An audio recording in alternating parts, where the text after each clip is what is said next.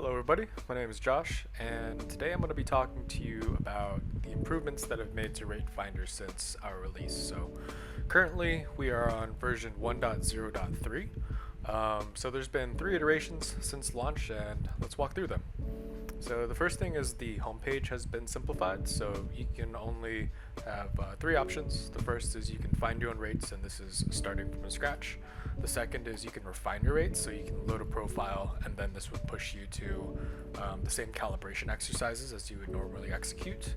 The third is you can also load a profile, so if you have already completed something and you just want to view your results, or frankly you want to refine them because the calibration data is stored locally to the JSON file, this is where you would go. So for instance, if I wanted to refine my whip profile, I would click this and it would push me over to the results screen, right? And so this is a good segue into what the results page will show. There have been a lot of improvements. So on the left hand side we can see the rate curve.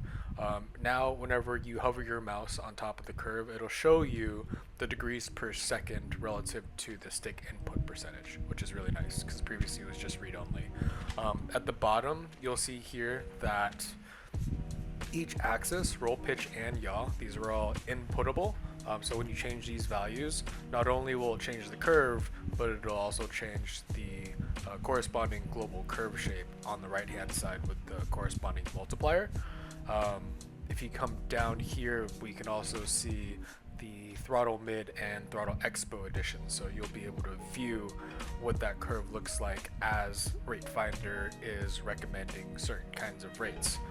And there are 2 variables here, right? There's throttle mid and then there's throttle expo. So throttle mid is the dot that's on the line, and so as you move it, it's going to shift what the curve is kind of looking like.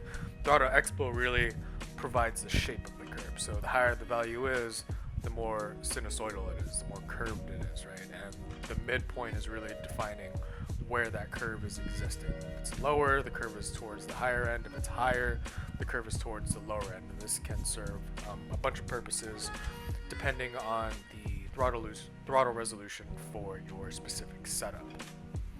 On the right hand side, we still have the same functions. If we move the roll, pitch, and yaw rate multipliers, these will affect the rate row, such as this. If we move the pitch slider, this affects the pitch row, and then if we move the yaw, it affects the yaw row. Now for the global curve shape, this is acting the same as in version 1. If you have all 3 of these checkboxes selected, it's going to change the center sensitivity, so it's changing the columns, not the rows, right? It's changing the curve shape. If you do the same thing for max rate, so I have roll, pitch, and yaw selected, so everything's going to change. It's going to increase my max degrees per second into the second column, and also increase or decrease my cumulative degrees per second.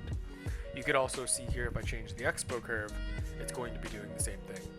So 2 levers to pull for changing curve shape, and then 1 lever to pull for increasing max rate. If we go to the compare tab, we have a lot more information to dissect. So you're going to have a left and a right side, or an A and a B. So the A is always going to be the current session, and then B is going to be whatever you're selecting. Now what you're going to notice here on the left hand side is for the current session, which is this one, version 1.0.3 production whoops, you're going to see that FreeFly 8 has been selected. This is the current recommendation. This is the latest FreeFly refinement that's been done. On the right hand side, we have current session selected as well, except now we have different FreeFly refinement options. So FreeFly 1 is selected. You can choose FreeFly 2, FreeFly 3, 4, 5, 6, all the way up to 8, right? And so what this is showing is, depending on what you're selecting, B is going to populate with the FreeFlyer calibration refinement that you've selected, and it's going to plot on both graphs. The primary is going to be solid, and then the secondary is going to be dashed, depending on which we're looking. So A, the primary is this current session, and then the B is, well, B. And then for B, the current session is the cal aggregate, and then the dotted line is always going to be this A box. You can also choose different sessions. So there's a drop down that's selected, and there are options for prospec, whoops, and all the profiles that you've saved, right? So for instance, if I wanted to load my prospec profile, this is what that would look like. Now what we're viewing is we're viewing prospec in regards to my whoop profile. So let me do that just like that. And so on the left hand side we have my rate curve for my role. This is for whoops, and then this dotted line is my prospec profile. On the right hand side, this solid line is my prospec profile, and then this dotted line is my whoops. If you are having issues with the graph not repopulating, let's say the data gets frozen, what you're going to want to do is you're going to click Control Shift and R. This refreshes the app. So for instance, if I go to whoops and I toggle through these, and then I notice that these graphs are no longer changing, I can type in, not going to type in, but I can click Control Shift R, and it'll refresh the page. And so now what you'll be able to do is select a session, I'll select prospec, and then you'll be able to view both of the graphs. As you go down, you're going to see some more comparative analysis. Remember, A is on the left, B is on the right. These will show you the rate curves for role in actual rates and then also in Betaflight rates. And it'll do that for both profiles. So the left-hand side is my whoops, the right-hand side is my prospec. And you'll also be able to compare the throttle curves that are saved to each of these profiles. Depending on what you choose, they're always going to be a little bit different. These are the same between my prospec and my whoop profile, which is really interesting, but you're also going to notice different expos and well, the throttle bit's pretty much the same. Down below, you're also going to see a percentage difference between A and B. If it's lower, it's always going to be in red. If it's higher, it's always going to be in green. So this gives you a little bit of insight on how that's working. And for this comparative tab, you can see the same thing for roll, for pitch, for yaw, and then if you wanted to plot all three, you can see all three of these values. And if you wanted to look at the specific degrees per second, you just hover your mouse over the graph and it'll show you. As you go down, it'll show you the specific rates for your actual rates and Betaflight rates for roll, pitch, and yaw. You'll see that for both A and B, and then you'll also see the comparison down below over here. The diagnostics page has also seen a revamp. The session quality has been fixed. Previously, the rate fit was looking for specific parameters. Now it's looking for 3 targeted percent corrections for roll, pitch, and yaw. If you see your correction percentage go down, that is an indication that your rates are converging and you're not fighting your rates. So this qualitative metric has been solved. Convergence is when you run multiple free fly refinements and you see your rates start to converge. So the numbers pretty much stay the same. And these are the 2 parameters that you're going to be mainly looking at to see if your rates are a good fit for your own flying style. Down below, I've also added a collapsible insight over here indicating what all of these pieces of metadata are doing. They do something. It is minimal, but it's not junk data, right? So for instance, if you choose a racing profile, it's going to prioritize high throttle movements. Depending on the grip style that you choose, if it's hybrid or pinching, you're going to have a more tighter center sensitivity feel. For thumbing, what I've done is I've allowed that profile to add a little bit more expo because you have less fine refinement on the sticks, right? It's essentially 2 fingers controlling stick movements as opposed to a single thumb on the stick end. Spring tension, the way that spring tension is working is that if this value is greater than 7, it's going to start adding additional expo and incorporating that into the calculation. Anything less than 7, this is going to be grayed out because it's not applying an adjustment.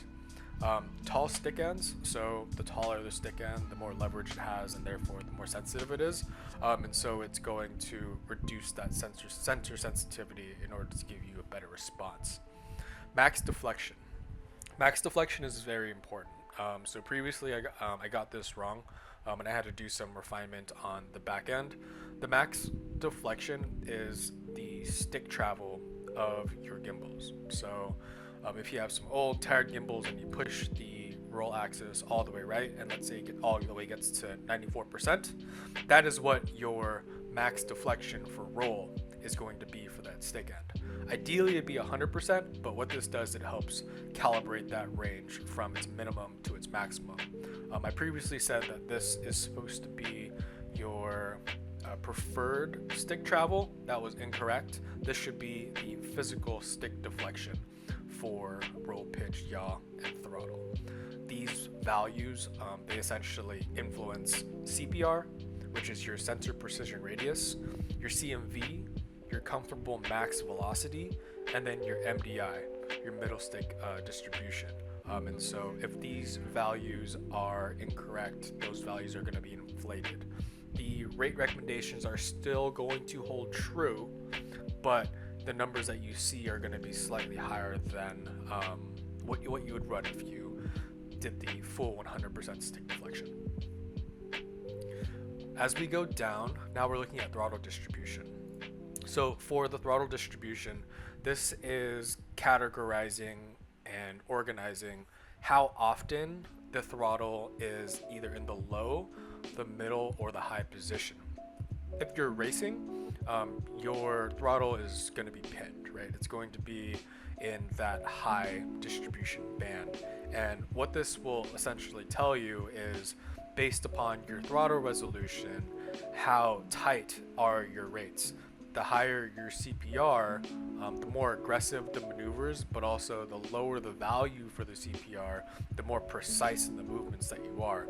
But this essentially shows you a histogram of where your rates are throughout the throttle band for those specific calibration and free fly exercises. As we go down, you'll also be able to view the per exercise breakdown. So the way that this tool works is you do a calibration for racing, for example, and you'll do a hover test, which is your sensor precision. You'll do hard 180s, you'll do split S's, corkscrews, ladders, and then a combo. Now, what these do, these exercises, is they plot a baseline CPR, CMV, and then middle, and then MDI. And based off of that, it adds to the data from your free fly refinement and then recommends certain rate profiles, right? And so here, what you'll be able to see is CPR, your center precision radius. The tighter you are to the center, the more accurate you are. The farther you are away from the center, the more loose you are. There is a caveat. As you go into free fly refinement, you're going to be pretty much stick banging from the ends of the sticks. So you can have an inflated CPR, but if you correlate this back to your correction percentages for roll, pitch, and yaw, if those values are going down but your CPR is going up, that's okay, because now we're simulating a real life race environment.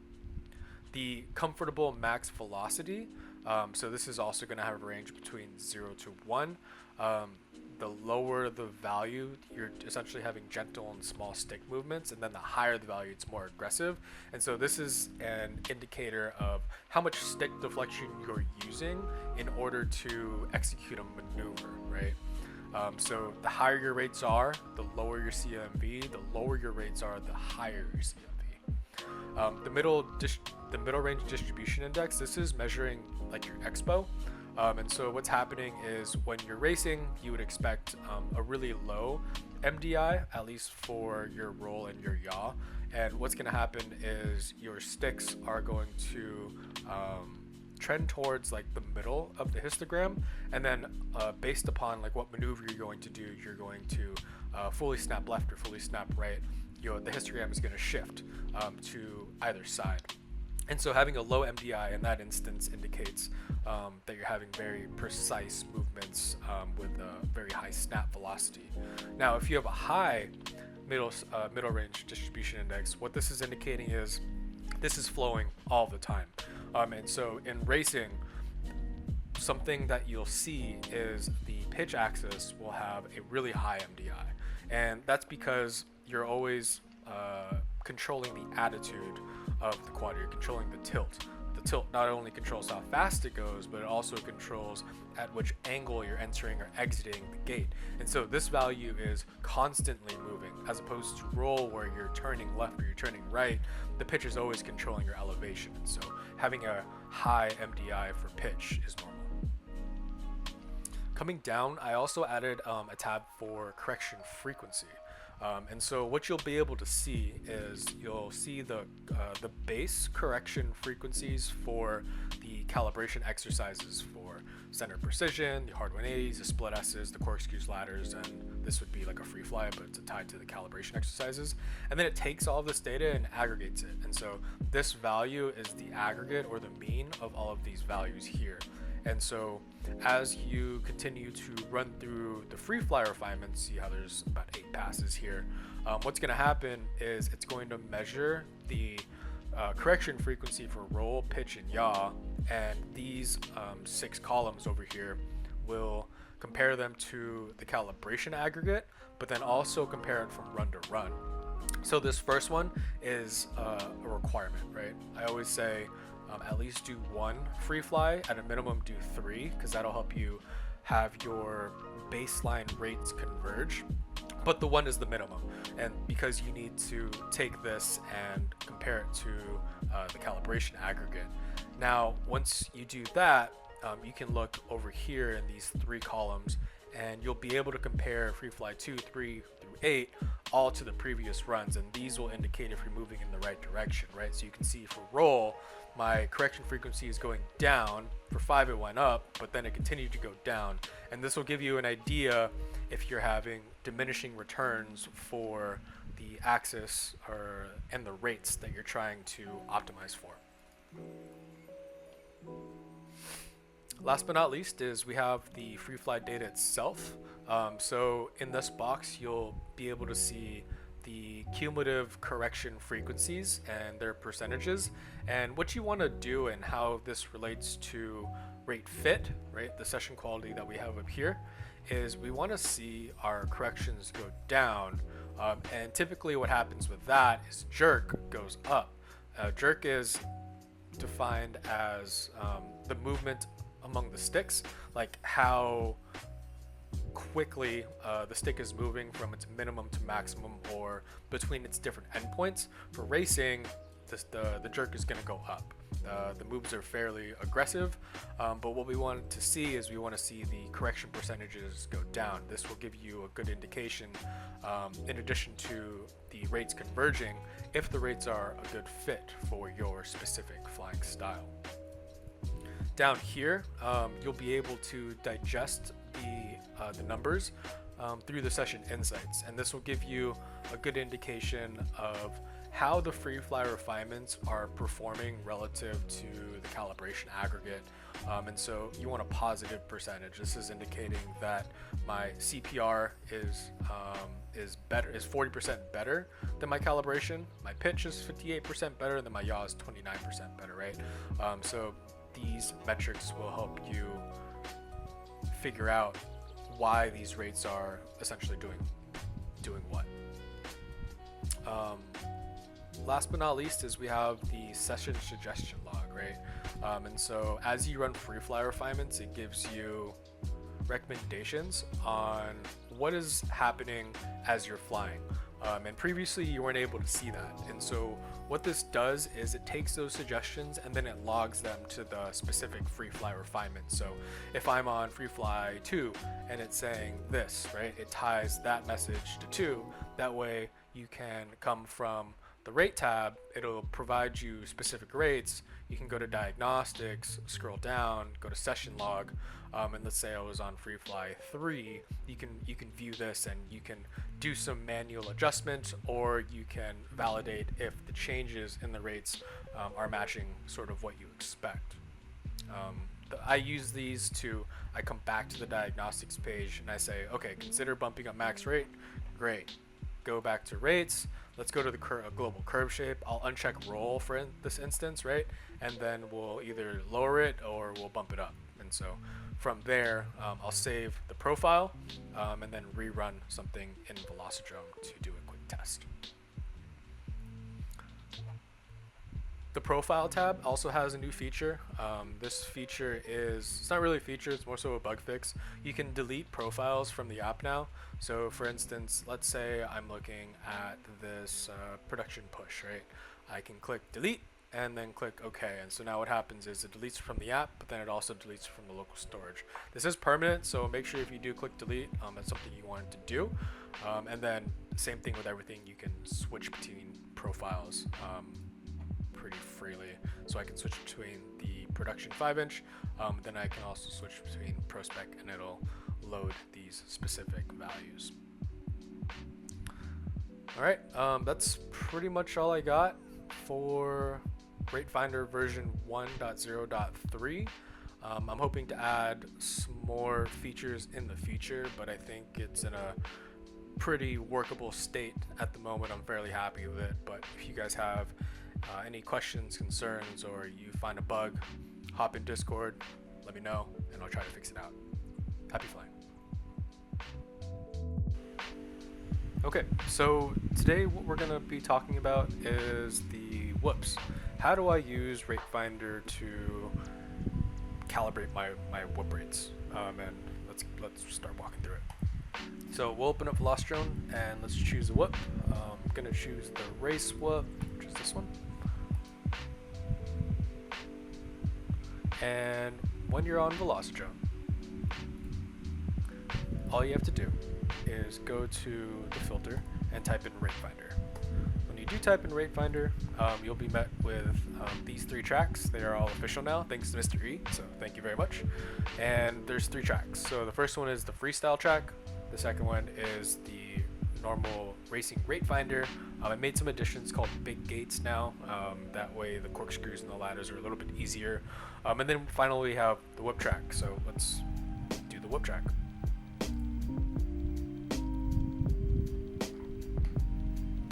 So with the whoop track, it looks very similar to all of the other racing RateFinder tracks. What we're going to see is this is the starting point, and it's going to go through the same types of motions. We're going to have a hover point, so you're going to try to hover the quad and keep it as precise as possible. You're going to have a section for 180s, so 2 pylons and just figure 8 back and forth. You're going to have exercise 3, which handles the split S's, so left split S, right split S, left split S, right split S. You're going to have exercise 4, which does the corkscrews, so just hold it. You want to do left corkscrews, and then right corkscrews. Then last but not least, we have exercise 5, which is the ladders, right? So you would ladder up, and then you would ladder down. Like so. And so with that being said, let's get started. So first things first, let's go back to RateFinder, and we're going to start a new profile. So I'm going to call this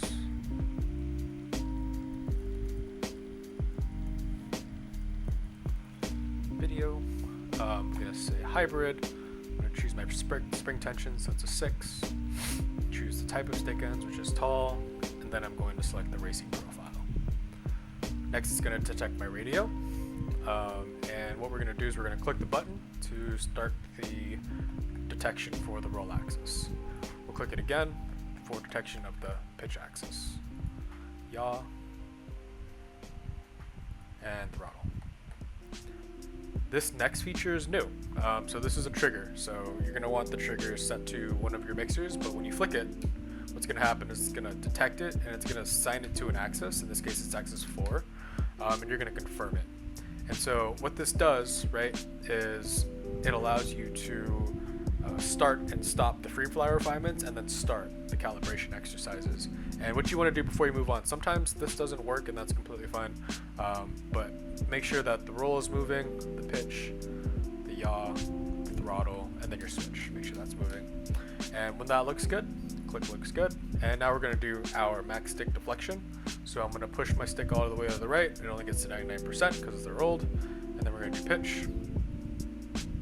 And then yaw. And last but not least, throttle. We're going to click looks good.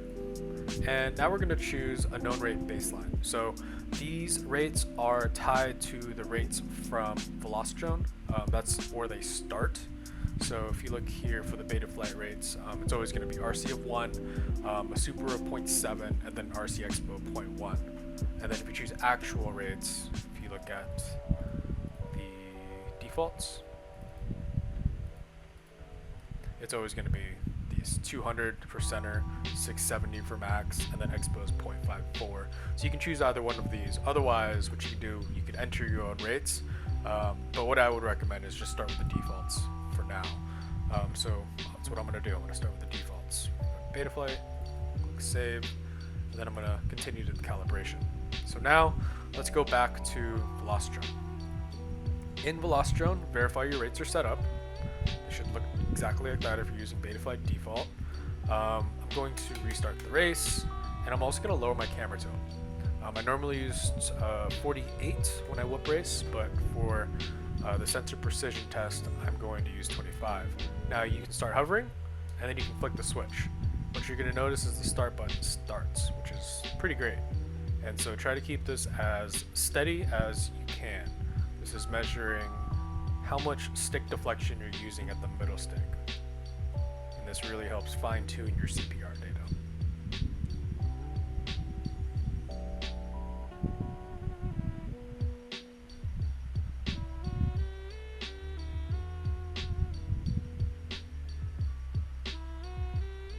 Great, now we'll land, and let's change our camera angle back to 48 degrees. We can take off, and we'll go to the 180 test. We'll flick the switch, and we can start the 180s. Do that for 30 seconds.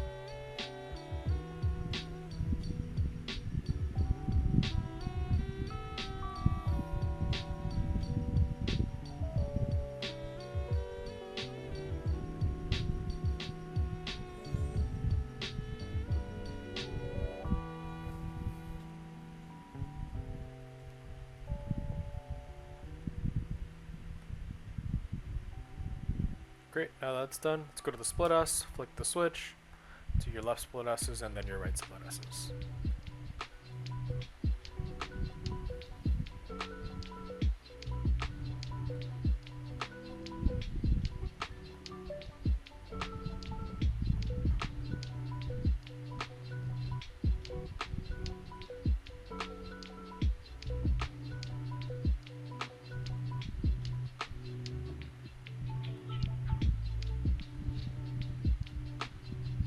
Great, now let's go to exercise 4. Let's start with the corkscrews.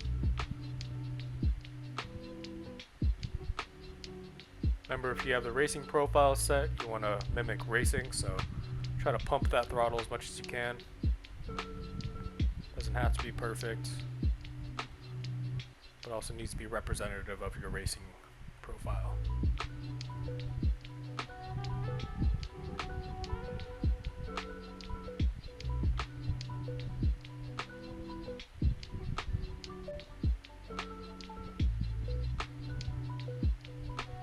Now let's go to the last exercise and we'll start the ladders.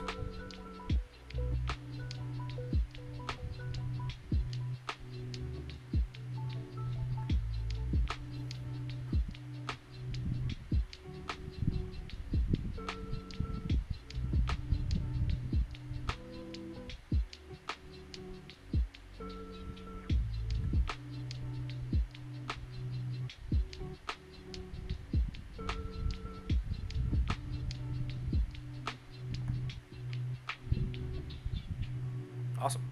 So those are all the 5 exercises. So now what you want to do is go to a map that you're very comfortable with. The map that I'm going to be choosing is the Whooptopia Team Track 2026. This map was created by Wordna.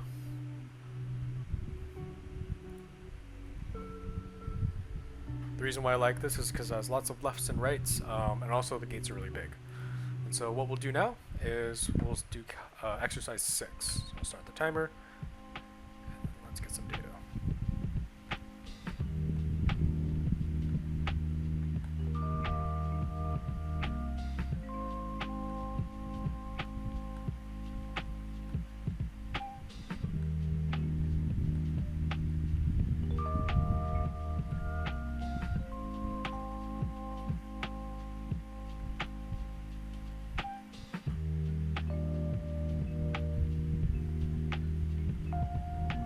Great, should be good.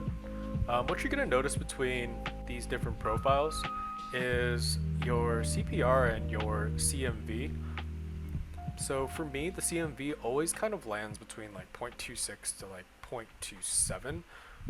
If I'm having like an off day or if I crash a lot, this number will be inflated to 0.3, but this value should be fairly represented across all racing profiles. So just a mental note whenever you do this. Next thing we'll do is we're going to click view results, and this is going to give me my starting baseline, right? We just did the calibration exercises, and now what we're going to be doing is we're going to be doing the free fly refinement. So let's go to Velocidrone and let's change some numbers.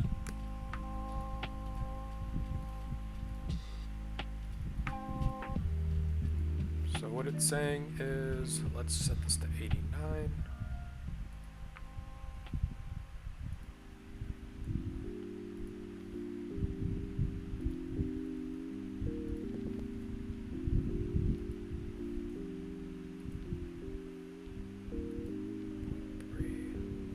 This would be 0.76 and 0.01. Great. So the first go around, your rates are going to be really slow. You can't get around that. What I recommend is do at least one free fly refinement so you can have a good baseline against your calibration aggregate, and then you can start making manual changes. But I recommend three free fly refinements so you can calibrate that baseline, their rates converge, and then you can start to adjust your rates. So we're going to do the latter. I'm going to do the 3 passes and then make some manual changes, but let's get to it. So all you have to do is click this, refine in free fly, right there, and it'll bring you to the free fly mode. You can come back into Velocidrone, flip your trigger, and what's going to happen is it's going to start the timer. If you click it again, it's going to stop the timer.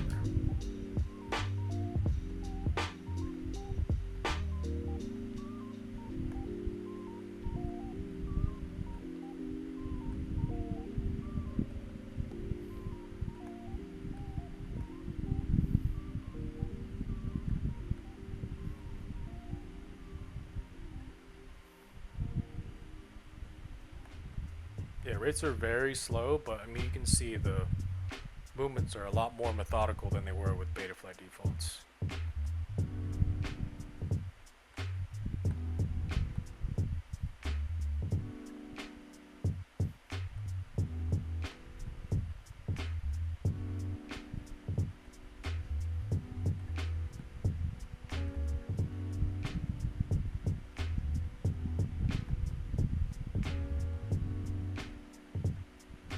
Okay. What I would recommend is if you do a track that is sub 20 seconds, it's going to say more laps are recommended. I would go back to Velocidrone. I should have done this earlier, but I'm going to set more laps. I'm going to set it to 4 laps instead of 3 laps. But in this instance, this is okay. It's acceptable, so we'll click apply and continue. Next is let's change our values.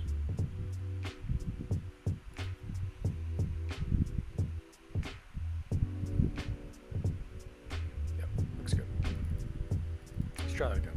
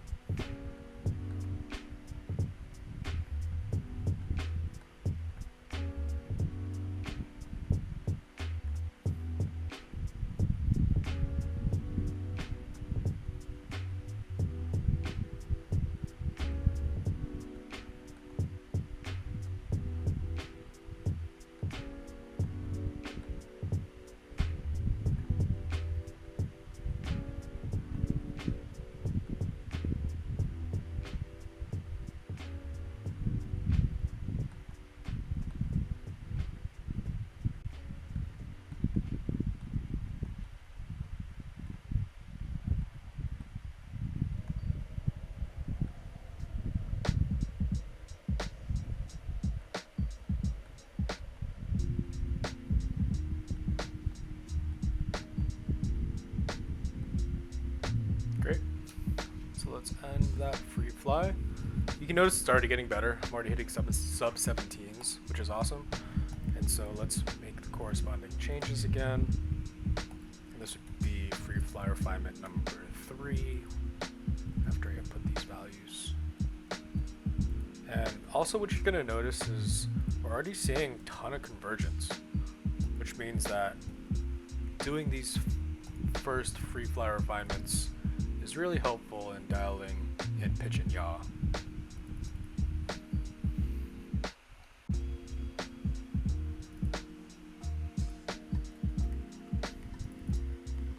Great, so let's do our last one. And we'll restart the recording.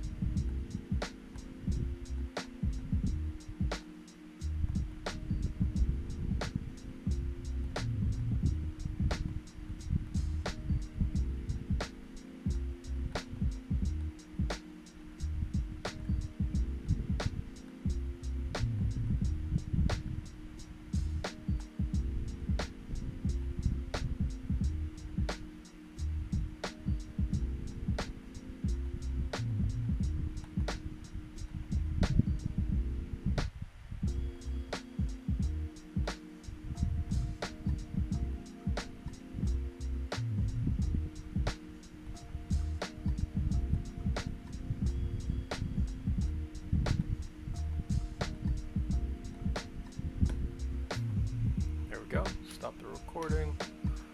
And after this one, we're going to input our numbers and we're going to make a manual adjustment. It's already feeling fantastic, except my roll axis is still really slow. Let's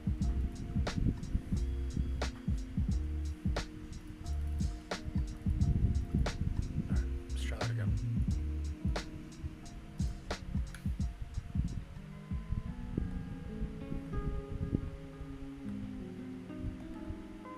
Way more sensitive, but that's what this free fly refinement is supposed to do. We're going to dial this in.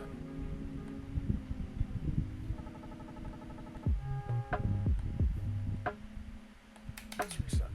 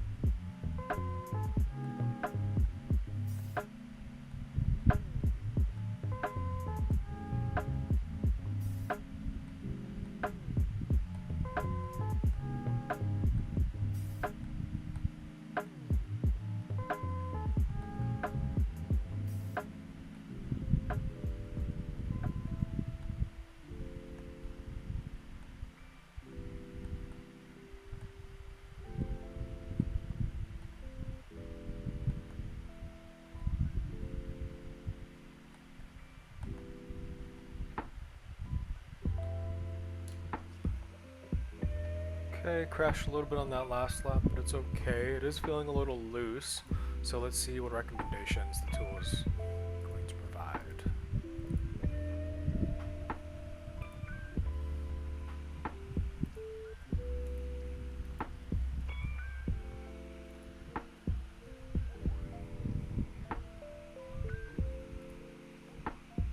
Restart the race, go to refine and free fly, and then we'll start the timer.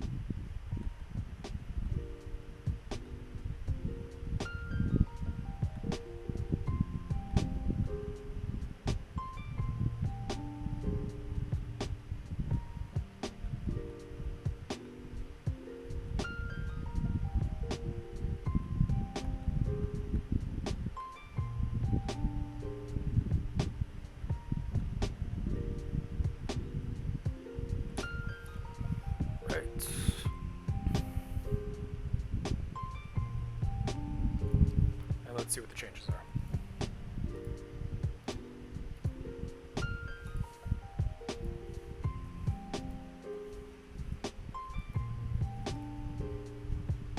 Pretty close.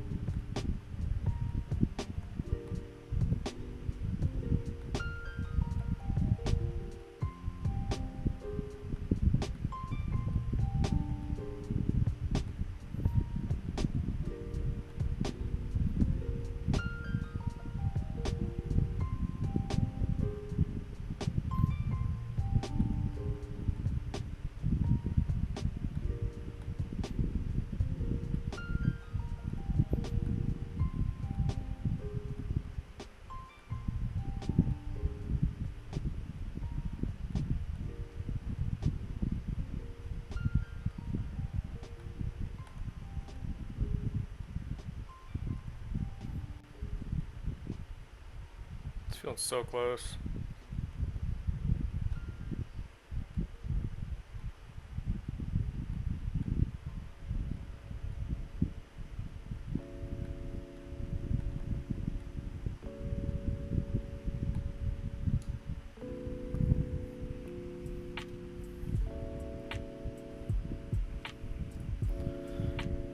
Let's see what we got.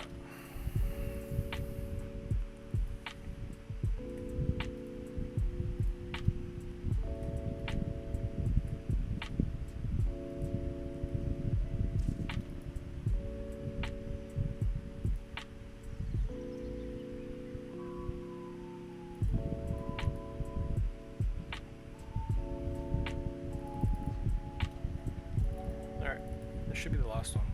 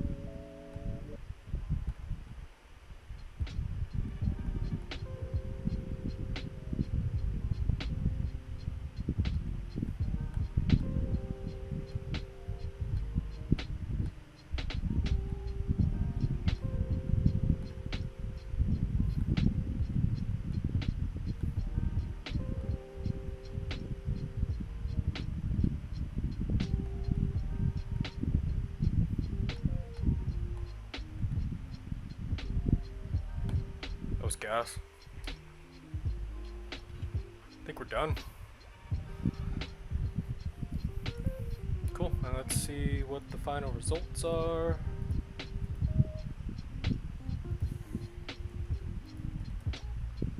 Not much change.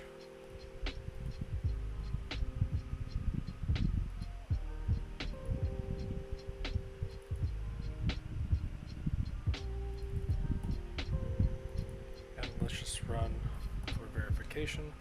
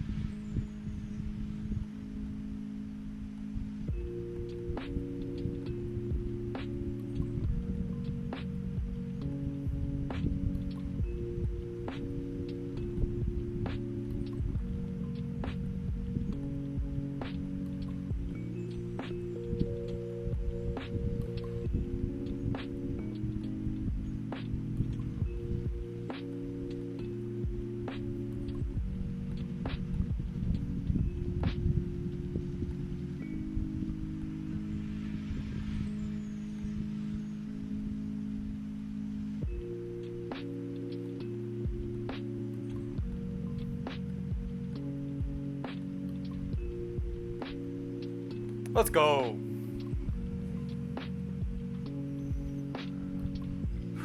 Alright, that's it. Looks pretty good. Okay, so yeah, that was great. We got a bunch of sub-16s and it was feeling pretty good. Let's break down what we see, right? So these are the rates that we ended up with. You can see that my roll is at a max degree per second of 610. My pitch is 462, and then my yaw is 420. So they're all a little bit different on each axis, and it took me 10 free fly refinements in order to get there, including the calibration. So sort of the flow that I used to get there was we did our axis mapping, we calibrated our max deflection, we did the 6 calibration exercises, 3 free fly baselines, and then I adjusted the rates, right? I unchecked roll so I could isolate it. I increased it to 1.25x, which brought me to somewhere around 600 degrees per second. And then I just continued to run free flies until it felt good. And so what that does is increases my roll rate for my max degrees per second, and then it adjusts roll, pitch, and yaw for center, max, and expo, and that really helps shape the feel of what the quad is doing based upon my calibration baseline. And throughout this experiment, right, the throttle mid and throttle expo were changing. You can see my throttle mid's really high, it's at like 91%, but then my expo is really low, so there's not really much curve there. I think the reason for my throttle mid being so high is because if we go to the diagnostic screen and we look at my throttle distribution, what you're gonna notice is, I mean, my throttle is pretty much pinned. It's really tailored towards the high end of the range, and you could also see that here in how the CPR is divided between mostly the high threshold but also the middle threshold. And you're going to notice that the low threshold doesn't have enough data because there's not enough samples. So this is the data for one specific free fly refinement. If you go back to the rates tab and then you select different free flies and you go to diagnostics, these sample measurements are going to change. But let's go back to 10, the latest, and we'll go back to diagnostics.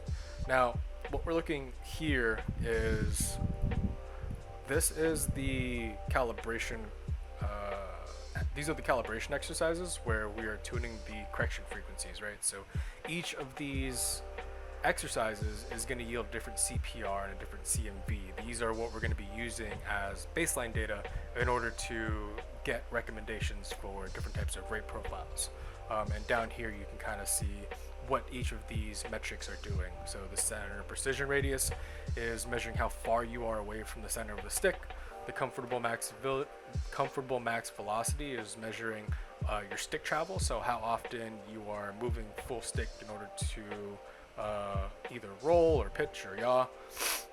And then the mid-range distribution index is indicating where your stick is living the most, right? Is it in the center or is it on the sides?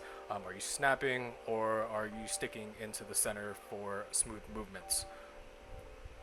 Now if we go down and we look at our correction frequencies, this is exactly what we wanted to see. So this is our cal aggregate. It's the mean of all of our calibration exercises in addition to our free fly refinement. The first one, like I said, is mandatory. I like to do 3 at a minimum so I can see those rates converge. And then post that I make a manual adjustment, and then you can kind of see what the difference is of those rates relative to the calibration, but also from run to run in this column over here. Now if we look at the free flight data, specifically the session insights, we can see that we have a good fit of rates. It felt pretty good. I got a bunch of sub-16s. We're going to notice that our dominant axis is pitch, and that makes sense because we're flipping and we're rolling and we're doing elevation changes. We're controlling how fast it's going, we're speeding up, we're slowing down, and pitch really is the dominant axis for racing. You're going to notice that the jerk is going up. That means I'm stick banging a lot. That's fine as long as our correction frequency is trending down, and you can see it's trending down from calibration and trending down from run to run. And then you could also look at these cards here for roll, pitch, and yaw, and you can see the cumulative corrections going down for each of the axes, which is exactly what we wanted to see. Coming down here, if we look at our suggestion log, let's say I wanted to make additional changes to FreeFly 10, we could use these for manual adjustment. So it's saying it looks decent, but it's also saying that my yaw sensor sensitivity could go down, or my roll axis could go up, stuff like that. And yeah, those are the diagnostics. And if we wanted to compare this session to a previous whoop session, and I do because that sounds interesting, we're going to be able to see that they're tracking pretty well. I mean, these are damn near the same rates. I mean, you're going to notice the roll, it's off by 6 degrees. The pitch, it's off by 2 degrees. The yaw is off by 1. Our throttle mid is off by 1, and then our expo is off by 8. So, I mean, there's a band at which you're going to operate. It really just depends on the day, but I'd say that these rates feel pretty good. Alright, if you have any questions, concerns, drop it in Discord and let me know. Thanks. Bye.